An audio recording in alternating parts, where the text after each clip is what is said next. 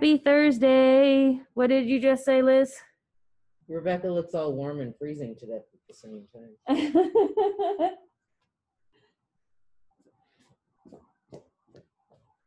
Exhibit A. We have finally hit the time of year where it's 64 degrees for the high today. And so I didn't look at where the camera was, so I may tilt it a little. I think we're fine. You think you're fine? I think we're fine. Okay, I'm going to try not to be OCD. I'm going to try to let it go. Hi, welcome everybody. Look, the lighting's so weird. I know. It feels weird today. It feels really weird today. And the lighting, I can tell you why the lighting is weird, because it's rainy as I'll get outside, because we are getting the upper edge of Sally today. And before anyone goes, oh no, oh, be safe. It's not bad here. Rain. It's not bad. Wind. Maybe. Breezy. I think, okay, I have to, Wakanda Forever, I had to just start the show with it because it's wonderful. It's going to be so great in the winter. It's not that cold right now. So it's cold enough for my COVID cardigan, but one or the other. And I'm going to, what? A chunky / bulky weight sweater is cold enough for, I'm like, find the cotton shawl. Find the cotton shawl. Yes, it is. Okay. See, I'm trying to ignore that the upper edge of the pretty wall is showing. But that's okay. I think that's also throwing the lighting off. But usually we have all the warm, fuzzy, cozy, you don't see above. Anyway. If you want to play with it, go right ahead. No, I'm trying to be good. It's going to bug me the whole. But no, I don't want to give all of you motion sickness at home. So I'm going to let it be. You can tell us in the comments how much it distracts you or doesn't, or you're like, what are you talking about? Anyway, hi! Welcome to the Sun Dragon Sideshow. The Adventures of Liz and Rebecca, because we have no Dear Becky and Lizzy. Yeah, letters. Well, I mean, it would still, I feel like it would still be the Adventures of Liz and Rebecca, it's even with Adventures of Liz Dear Becky and Lizzy. It's always an adventure here at the shop. I'm Rebecca. I'm the owner of Sun Dragon Art and Fiber in glorious, super rainy downtown Brevard, North Carolina, which is not that different from Brevard. It's hurricane rain, but it's still rain. We rain. We rain a lot here. Her. I'm Liz. I'm the minion at Sun Dragon Art and Fiber in wet downtown Brevard, North Carolina. Mm-hmm. But you know what wet means? I'm not being distracted by noisy people on the plaza today, because it's too wet to be out there. But buttons fell over. There's a bunch of buttons right over here, and one of them made noise and distracted me. Squirrel. We often get hurricanes that come up through the Gulf and then hit us, but we are not on the coast. We generally get like breezier than normal. We're way on the western end of North Carolina. It's a big state. If we get, even just a few inches of rain, it floods because mountain water goes down into the rivers. There's places where the roads are impassable very quickly and very easily around here. But then a lot of us live on the tops of those mountains or the sides of those mountains. So we personally don't have flooding in our houses, other than it rained so fast something leaked into the basement. Yeah. Tends to happen to us.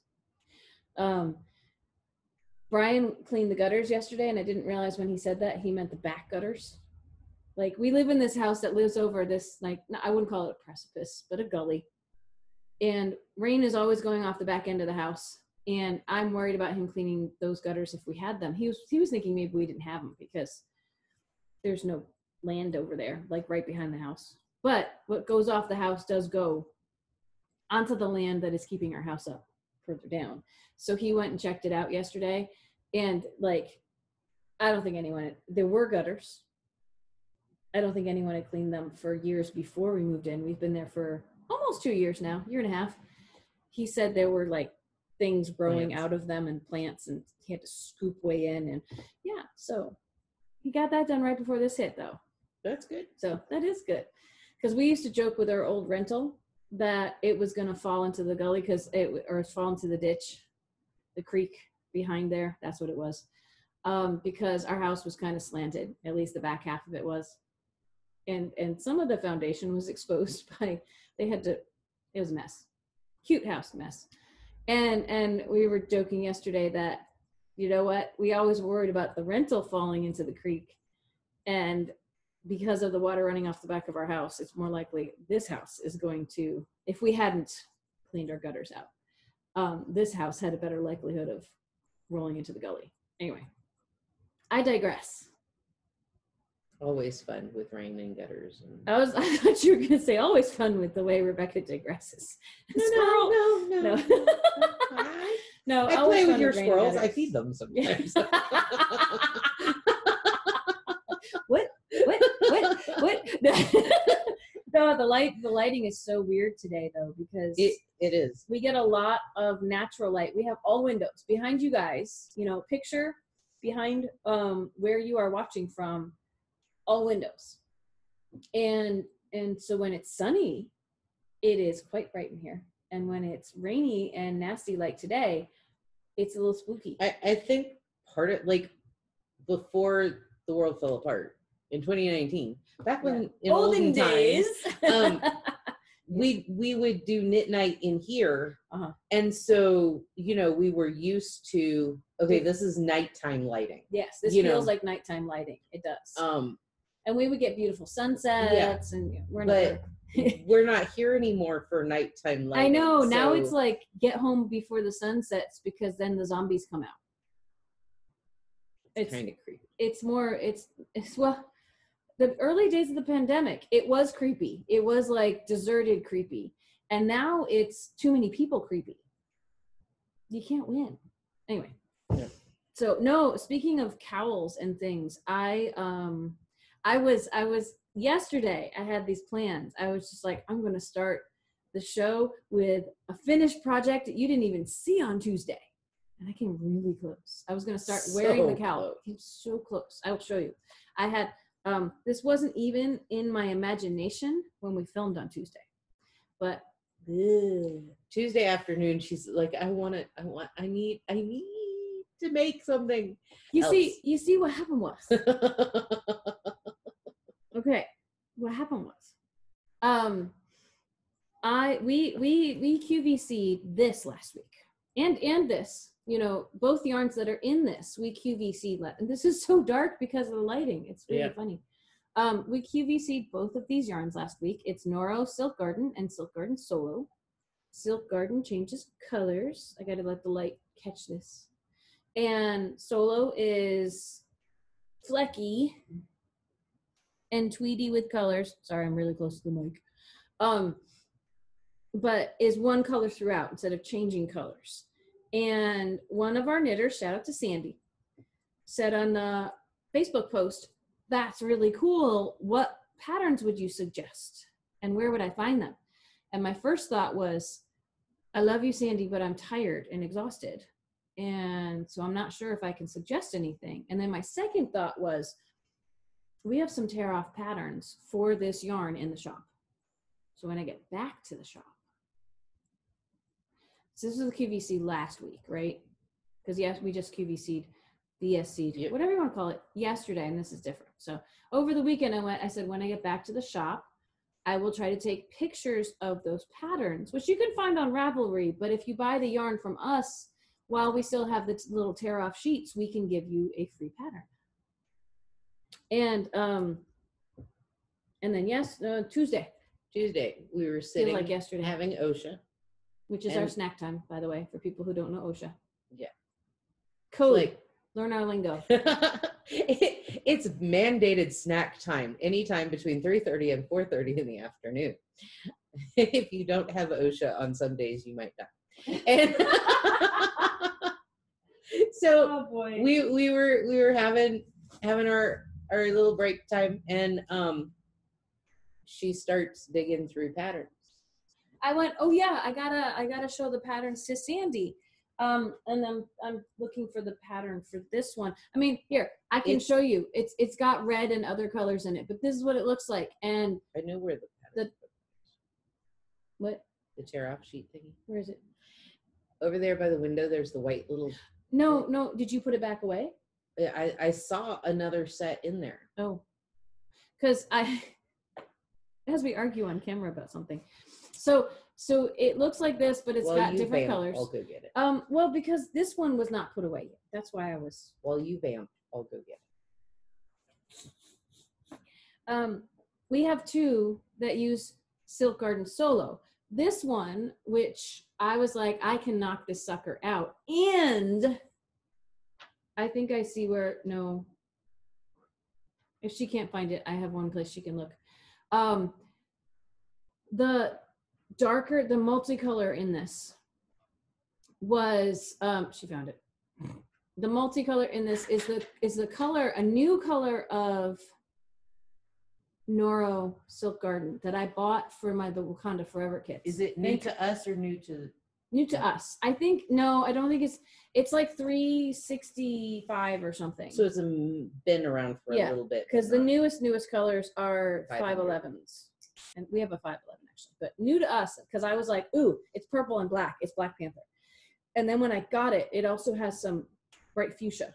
So it depends on if you want some bright fuchsia in with your purple and black to tribute to Black Panther. But I had already basically finished my Wakanda Forever or decided on the colors or whatever. So I said, this is a chance for me to knit with my Wakanda Forever color that I specifically bought thinking of Chadwick Boseman when I ordered and got more yarn. And Liz looked at me and said, you did what? And so Liz picked the contrast color. I was down to a handful of different colors and she said, the yellow. The yellow was within my short list. Yeah, it was. She said, is there an orangey yellow? And I was like, yes, there is. And it's beautiful. The bottom should match the top. So I am like a ½ inch away from finishing this. So this has been my morning meditation for 2 days in a row, which is not usual when it's not the Wakanda Forever. So slip stitches. Really, really pretty. Let me get that closer to the camera. Oh, there you can see the colors now. Ooh. It's got like tealy blue and purple, like dark teal, and black and dark blue and a little fuchsia. Oh my God, so pretty. I might put together kits for this. It's only one skein of 2 colors. And I'm done with this color, but look, there was some light blue that I didn't get to. I could have maybe done another slip stitch pull repeat on this. And then I thought, no, I'm going to finish it. And I almost finished it. If I hadn't been trying not to exist to the world because of a migraine yesterday, which I know I complain about those a lot on camera here, I get a bunch, I survive. I hopefully look a little better than I did yesterday. I was a little peaked yesterday. This would be done. My plan is to block this over the weekend. I think this would function well blocked or unblocked, but blocking Silk Garden can soften it just a hair, which is nice. So this is the pattern. See, hers is with red and other colors. Maybe we have no Vikings today because, hurricane leftovers. I don't even think we have that color red. We don't. Okay. We discussed this yesterday that when we get a color in or a yarn in, we don't get all the colors. So we don't have the color combo of this. But one of the fun things is when I make a sample, then you see how it looks in another color. And you can make your own fun stuff up with it. So the other thing I posted on Instagram is if you want to go big or go home, like this short project. 2 balls of yarn. 2 balls. 2 50-gram balls of yarn, done. Boom. This, which also would be free with yarn purchase, and I could put some kits together for it. Why not? This one is 4 colors of yarn, 2 balls of each. So 8 balls of yarn. But here's the cool thing about this. Again, little tear off sheet, free pattern with yarn purchase. It is stockinette, which means knit on one side, purl on the other. And it is with 2 of the colors, you're increasing. You start with like 2 stitches. And it wants you to knit and purl into one of those stitches, which is an interesting way to increase. It's almost like a knit front and back. I think they want you to do that so that you may end up with a smoother looking increase. That will for the increases on this, like it's make 5.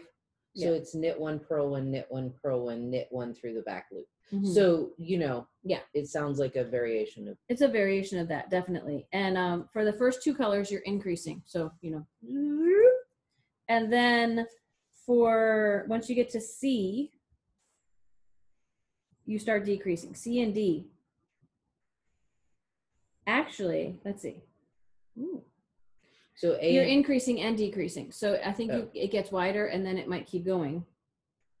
And then it's going to be a trapezoid. It's going to get bigger.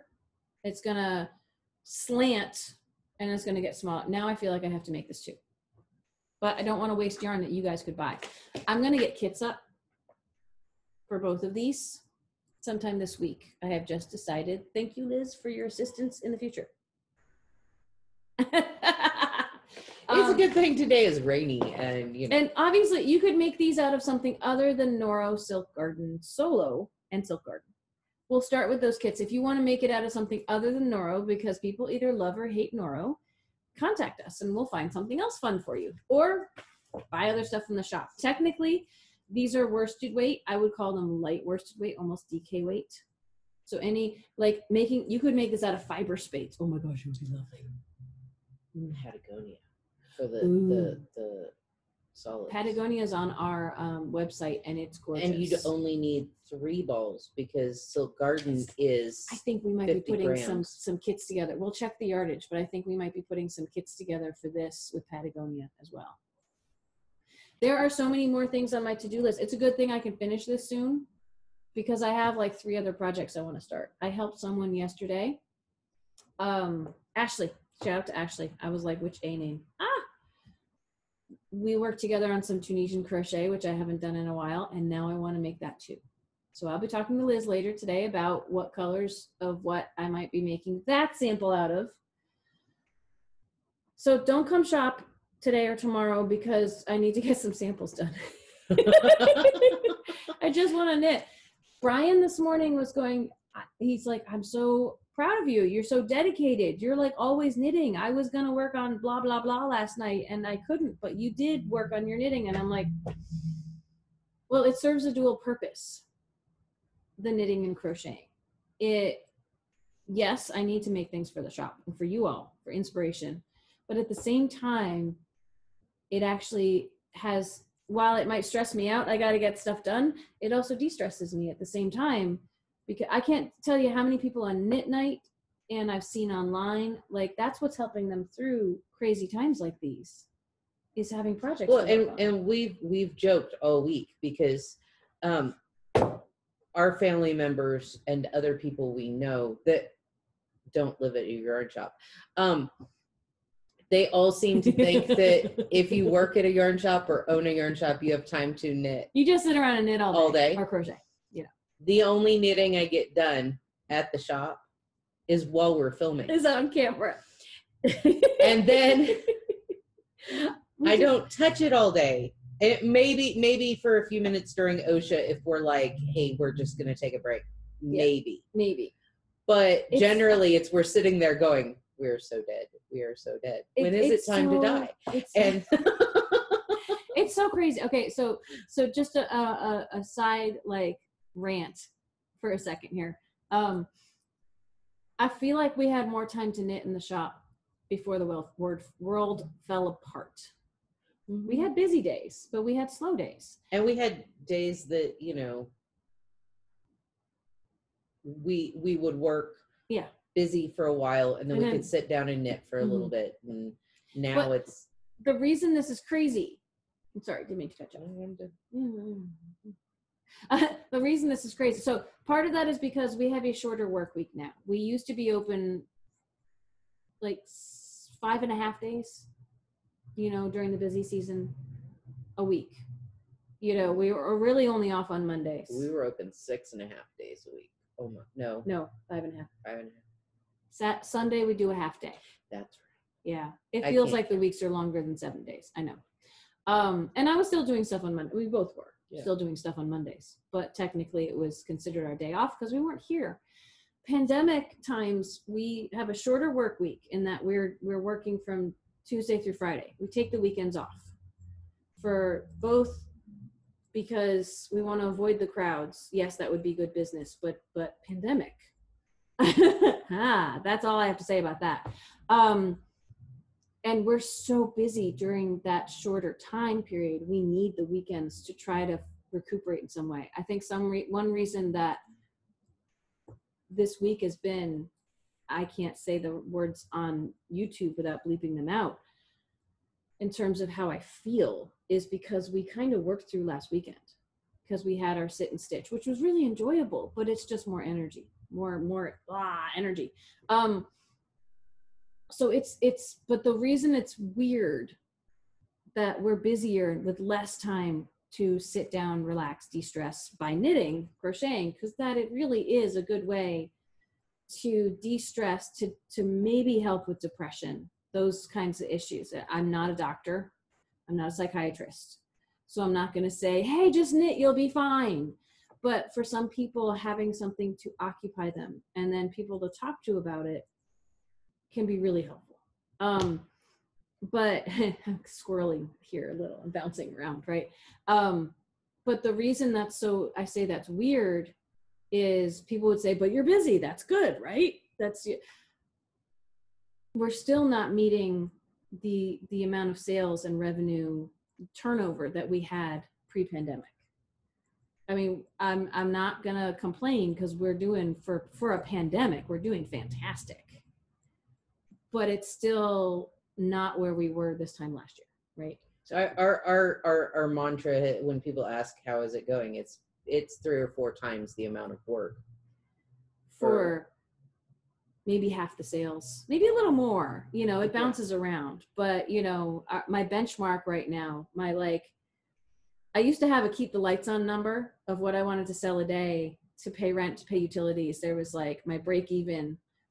And now my benchmark is hoping to hit 50% of what we were at last year at this time, like month by month. That's my benchmark. If we hit the benchmark, I can breathe a little easier. But that's still only 50%. Yeah. And I was talking to Brian yesterday, not to get all like serious and stuff, too late, right? I was talking to Brian yesterday about just, life right now and having a new business and what it's like to try to make it through with a new business. I mean, we're not brand new. 3 years is awesome, but during a pandemic. And he said, well, they do say it takes like 5 years before your business starts to grow. And we're not there yet, and we're in a pandemic. And I kind of looked at him, I went, honey, the opportunity for growth of that level, I'm like, that's not really, yarn shops don't necessarily do that. Yarn shops maintain and survive even in good times, just because of the nature of the beast, For most yarn shops, it's not about, well, let's make it to 5 years and then let's grow. Yeah, we made it to 2 years and we moved. Yeah, we already got our growth done. We're done. Yeah. Now we just need to survive. Although I might have gotten permission to go higher yesterday. She might not remember that. I gave you permission. No. Yesterday was the first time I heard, fine, go higher. Tell me what you need and I'll order it. I've already been thinking. I mean, okay, so the reason this is funny, you say what happened was. One of the hopes of moving over here, maybe to get more yarn, although we had a lot of yarn jammed into our really tiny space. Was to, some of that yarn had to go up really high where people couldn't touch it anymore.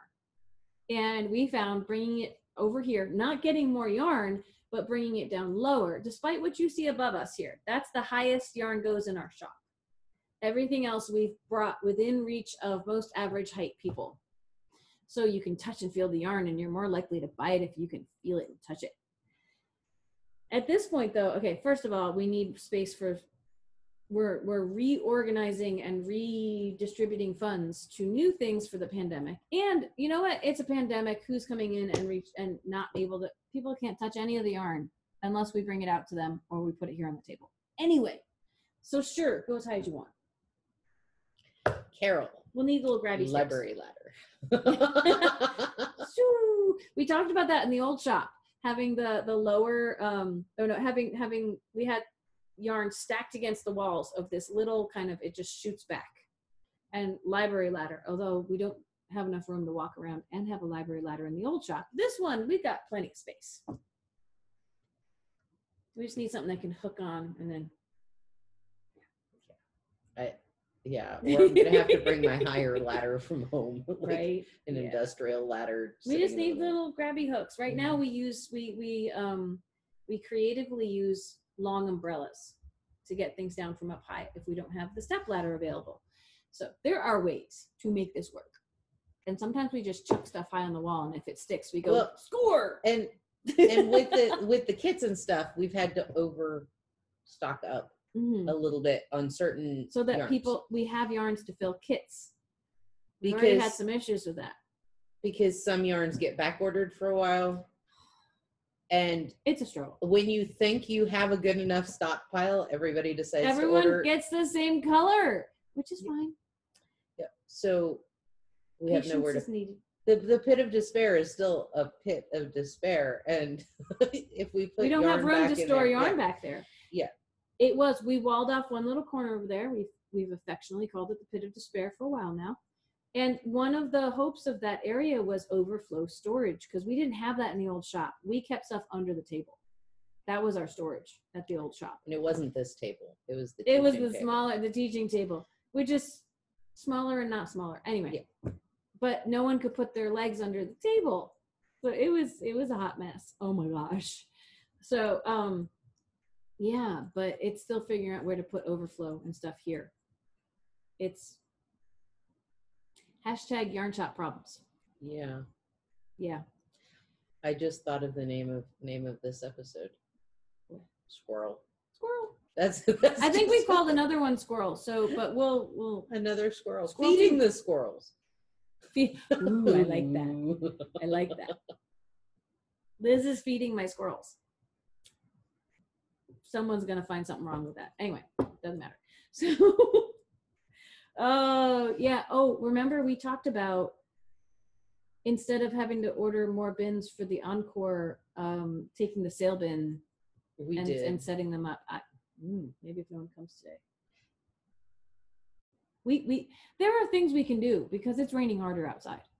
And we're going to try to put the tent up even in the rain because it's not blowy windy. We've had hurricanes come through here where it's blowy windy and no. We've had just regular thunderstorms come through here and it's blowy windy. True, because we also have the man-made wind tunnel that exacerbates every situation. So, but yeah, we might actually be able to get stuff done. Because that's the other thing. I don't know if I've mentioned it on camera here before. I've talked about it at Knit Night. Is in olden days, when people could come around and we weren't worried about germs and viruses and stuff like that, you could let people come in and shop and still help them, still offer them customer service and point them in the right direction and find yarn for their patterns, but also let them self-regulate just a bit and be putting yarn away at the same time. And we can't do that right now. Like that's one of our, what people are like, well, why can't you let more people or have more appointments on Wednesdays and Fridays? And it's because we actually do need that time to be putting away yarn and organizing it. And we might have tripping hazards and boxes and limiting people in the shop means fewer people get injured. Potential for that, right? And we would have to come in overnight or early in the morning because any day we're here just trying to organize and put stuff away, if there's people outside, they will say, but why can't we buy stuff? And it's just a hot mess.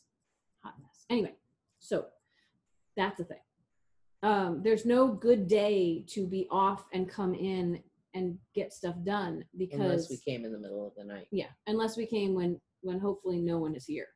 And then if people show up out, people see the lights on, they'd be like, ooh. You know, we're a small town. We're the kind of town that, you know, even in normal times, in olden days, the sidewalks roll up at like 9 o'clock, right? But I still could see people wandering the streets at night. Because they're bored. The winter time or last fall, in the fall, you know, when Brevard closed, like a lot of shops close even earlier than 9. The restaurants close at 9, but a lot of shops closed early. Some restaurants will close at like 5 or 6 in the wintertime. Yeah. Crazy. But we'd be the only shop in town that was still open with the night. open sign with knit nights and stuff. And Going tonight. Sometimes people would, oh my, there's a shop open. We've got to go in and, So if the lights were on here after dark, oh my gosh, we'd still have issues with people coming and knocking on the door. We had 2 younger adults come and pull on the door yesterday when our signs outside say by appointment only, if they even say open. I'm pretty sure all of my social media does not list Wednesday and Friday as an open day. It just says we're closed.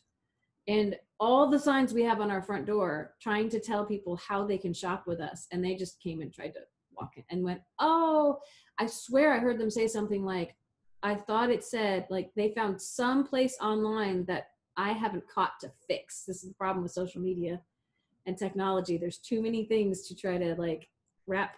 I wish I could push one button and everything's fixed. That's not how it works. We told them to come back today, and it's pouring rain outside, so I don't know. They might have been looking for art supplies. Most of our art supplies are behind a wall of cardboard boxes right now. So, which pandemic times. Yeah. So yeah, I squirreled enough about really random stuff. Thank you for just enjoying the conversation today, because that's what today is. I realized, something I can show off is we talked about our new colors, like, right? There was one I didn't show, so the peach Bellini I forgot to show in DK. And I forgot about it too until I said I'd like to put together some kits for Walk in the Woods, which I should probably go get the Walk in the Woods shawl down to show you. It takes 2 skeins of your main color and 1 skein of a contrast. And I said, can you put together some kits with our new colors? Now the smoky, we've gotten these in different batches, but we just hadn't shown them off on camera. The smoky we'd already made a kit with, and smoky is gorgeous. So Liz put together this kit with the spiced plum, which again is that soft kind of like rosy pink, but I wouldn't call it pink, it's not bright. The peacock, however, is nice and bright blue. Oh my gosh, it's so pretty. And then the other one she put together, I looked at it and went, we forgot to tell you about this. This is a color, this is Peach Bellini. This is a color, the reason that we were like, it's not new, but it is. And by the way, she paired it with the Everglade. It's really pretty. Kind of fall looking. Very fall. I'm thinking pumpkins right now, like pumpkin spice, but not that much spice because it's the contrast color. We've had this is one of our most popular colors in 4-ply. And in fact, it's out of stock now. Like, we can't get it in. We're hoping to get it in October sometime. But I said, let's see what it looks like in the DK. Because remember our discussion yesterday, go watch it if you haven't. The bases will take the color very differently. Like this, we've got some real color variations in the Everglade DK that it's a little more subtle on the 4-ply because the color takes differently. But yes, this is both peach and orange, and just really fun if you like orange. It's good. Shout out to Donna. It might not be vivid enough. Donna likes like intense oranges, which is awesome, especially Clemson orange, not as bright, but really interesting. So now that I've talked up the Walk in the Woods, and we took pictures, and then I had to go home and cease to exist to the world for 2 hours. So they're not up online yet. I might get them up today or tomorrow, but new kits. I'm going to get the Walk in the Woods to show you. It's a really fun pattern. Mosaic knitting, which slip stitches like my cowl.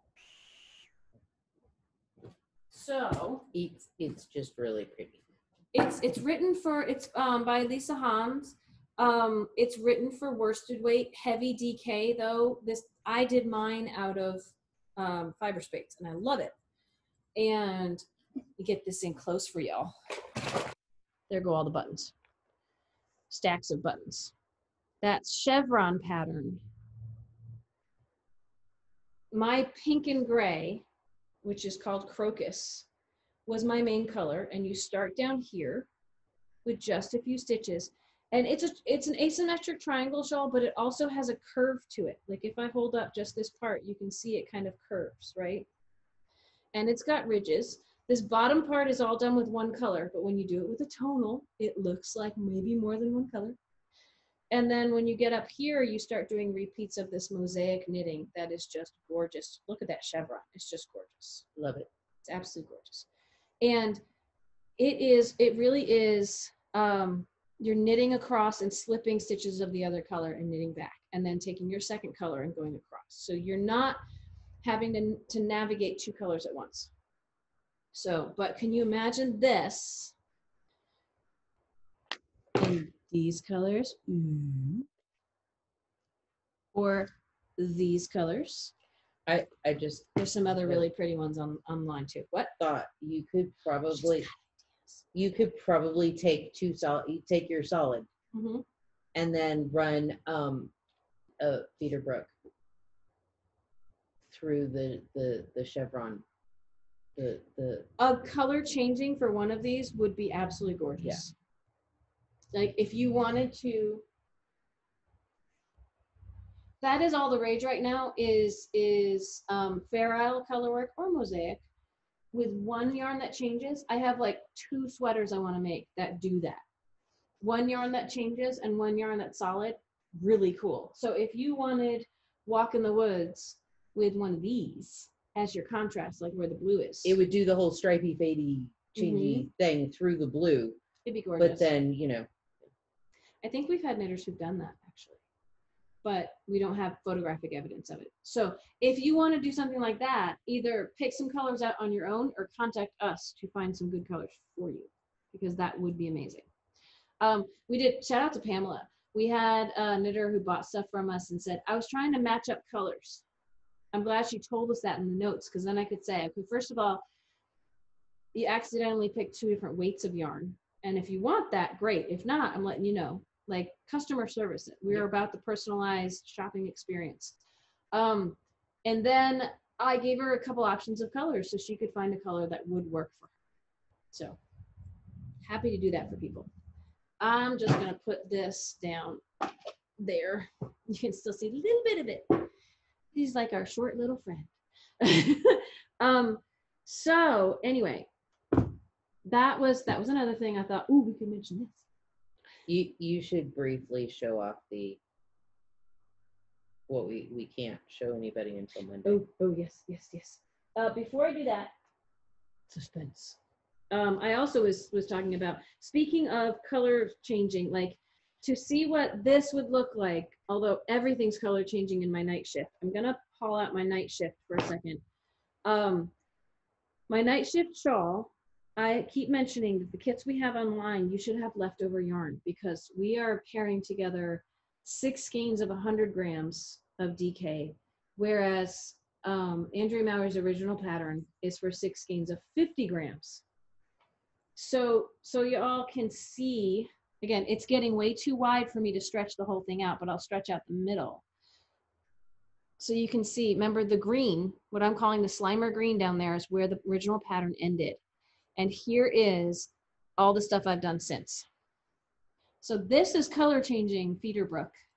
Now picture that paired with a solid, which some of you have done. And my shift cowl has some solids in it. And sometimes you wouldn't even know. But this has bubbles with stripes. And this has stripy chevrons, but stripes the whole way through. So many options, so many fun things.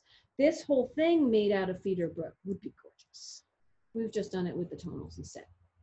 All right, so what Liz is referring to, which not quite on a hangover from the migraine today, but forgetting things, is we got this.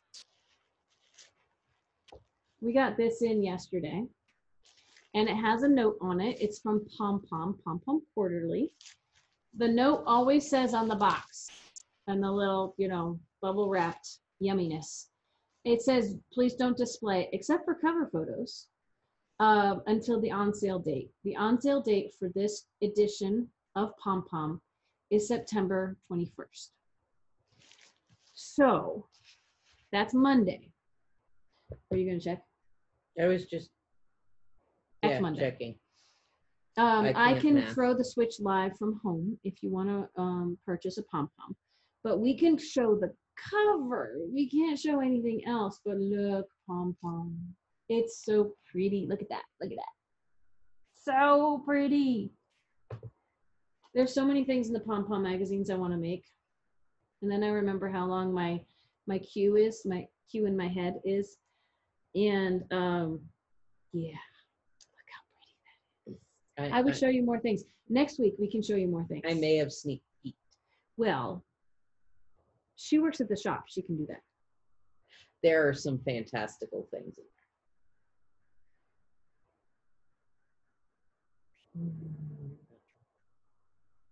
There's cables. There's texture knitting. There's might be mosaic, might be Fair Isle, hard to say. I think this front one's probably Fair Isle. It's pretty. If you want yours, we only get 8 copies right now. We used to get like 10, and we've scaled back. We have 8 copies right now.